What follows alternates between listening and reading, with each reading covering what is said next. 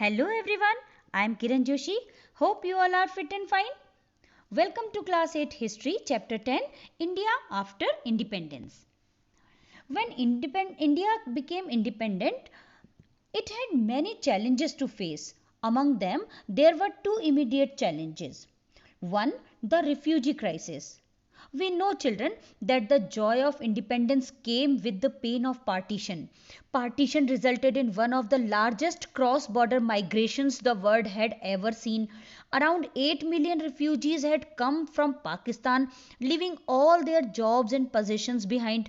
Thus, the government had an enormous responsibility to rehabilitate those refugees, provide them with jobs and homes. The second immediate challenge was to solve the matter of the princely states and keep the country integrated.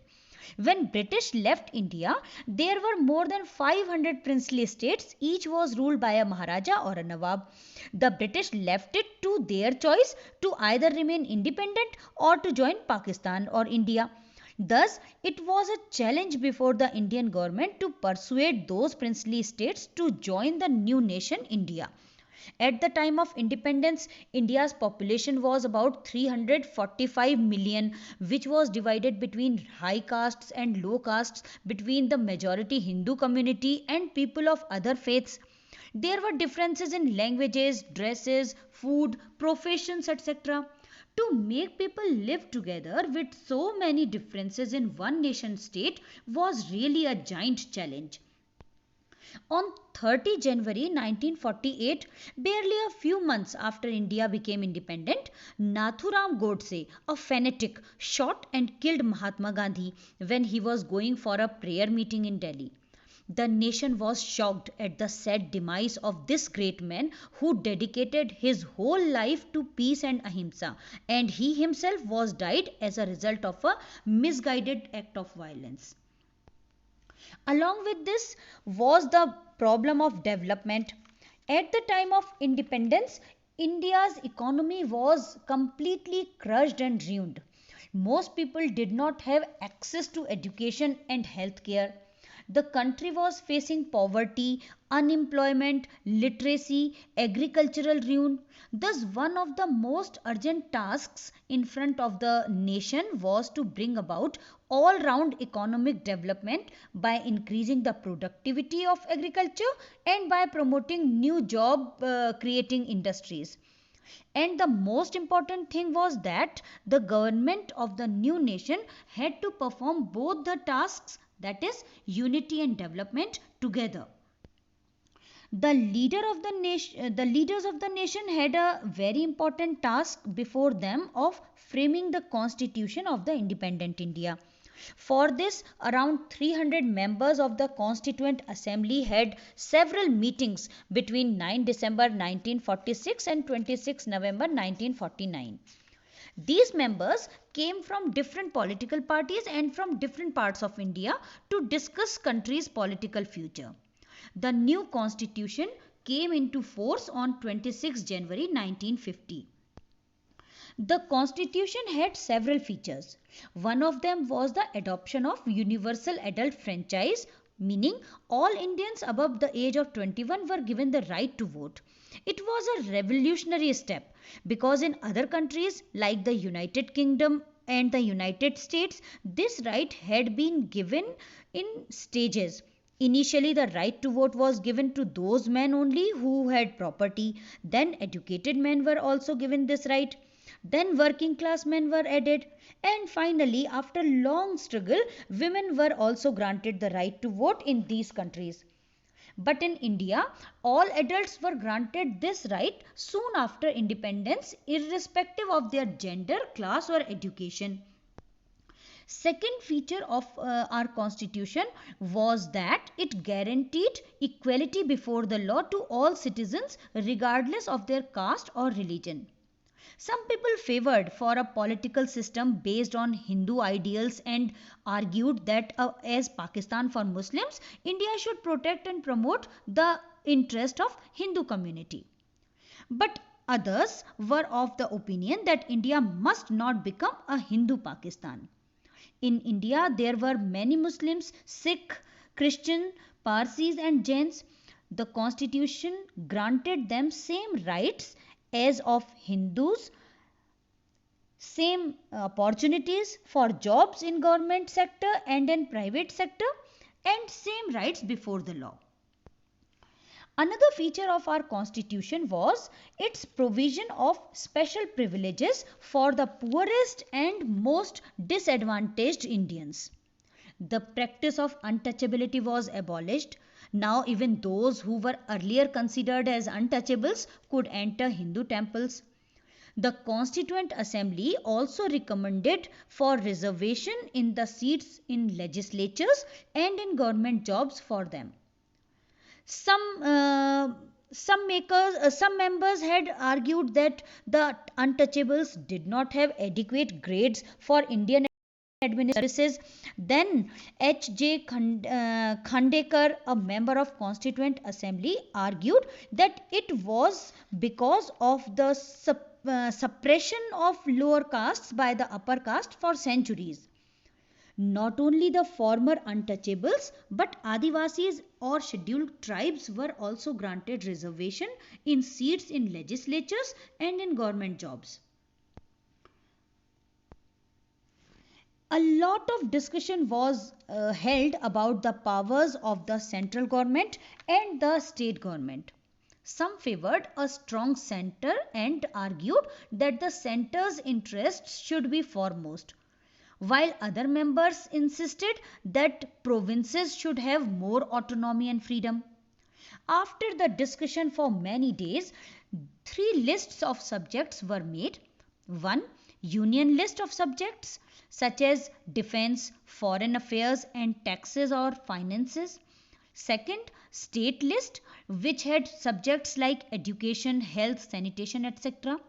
3rd was the concurrent list with the subjects like forests, agriculture, on which both the state and central government would have joint responsibility.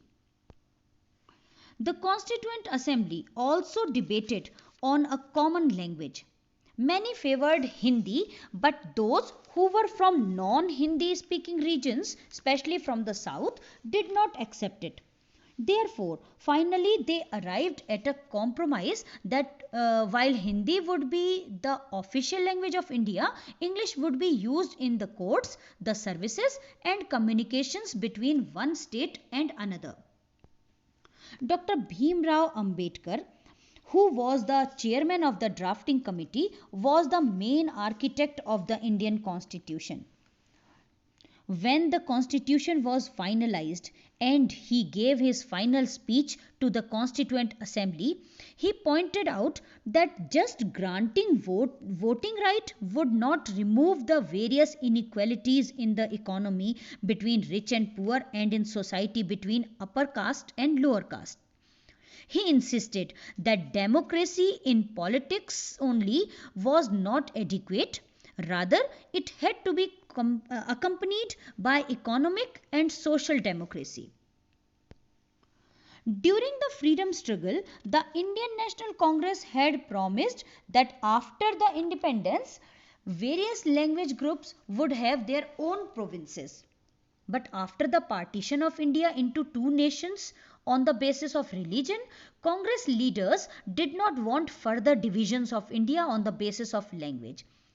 The then Prime Minister and Deputy Prime Minister Jawaharlal Nehru and Vallabhbhai Patel respectively were against the creation of linguistic states and said that the utmost requirement of India was to be strong and united. This created great disappointment among Kannada, Telugu, Malayalam and Marathi speakers who were looking forward to have their own states.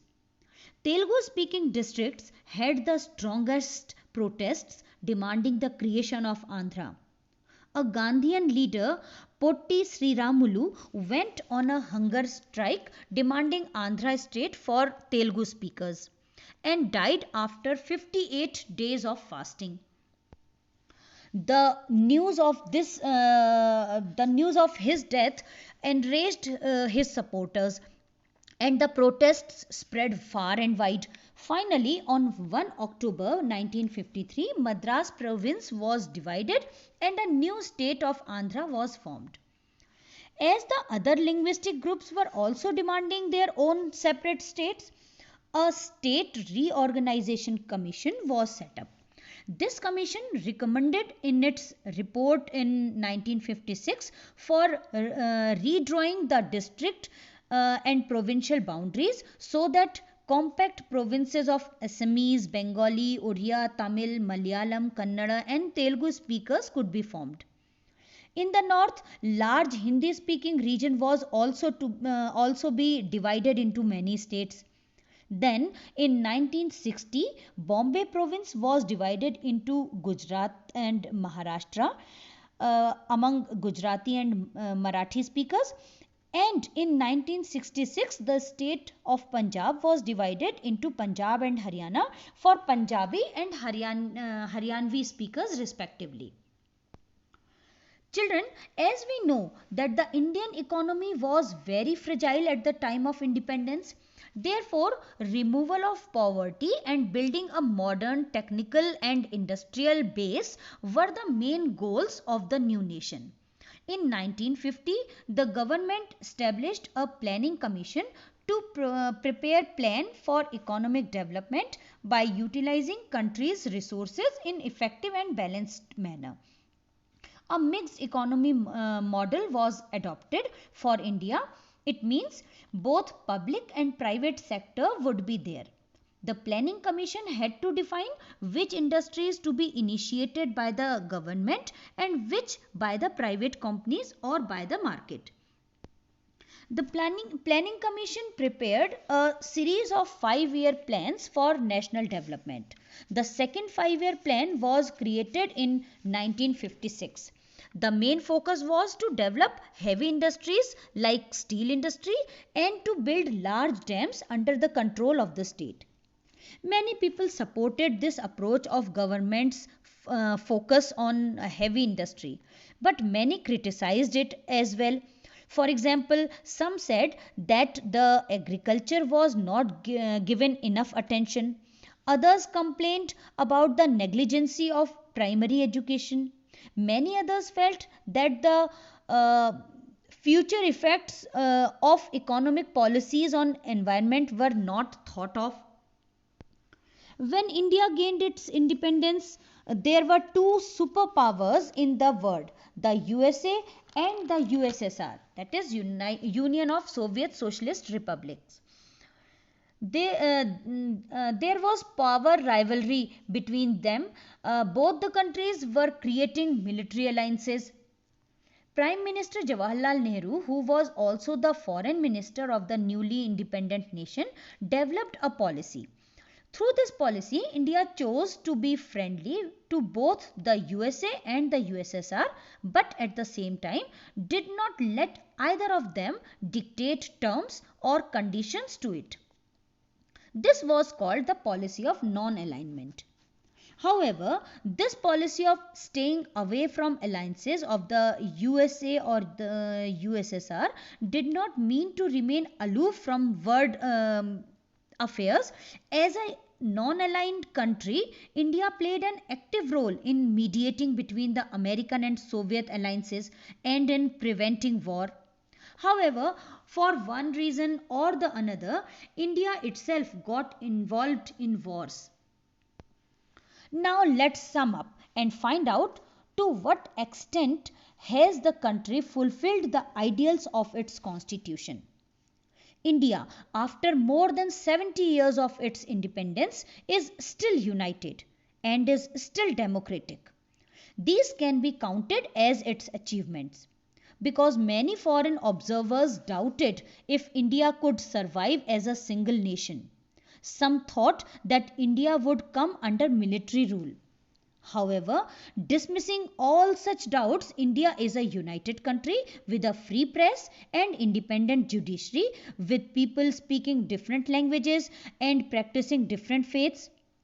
But it does not mean that there are no conflicts.